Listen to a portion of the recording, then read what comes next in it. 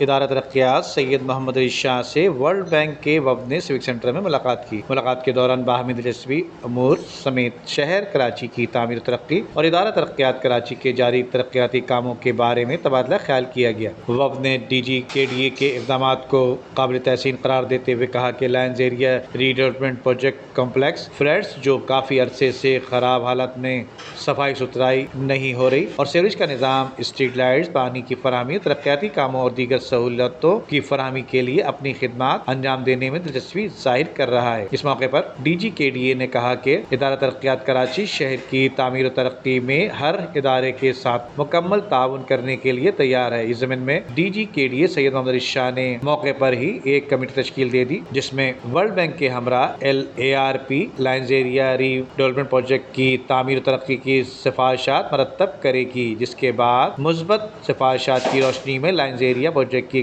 جدید طرز تکمیل کی جائے گی۔ ندیم صدیقی، میٹرو 7 پاکستان۔ عمدہ میں پکائیں اور جی بھر کے کھائیں۔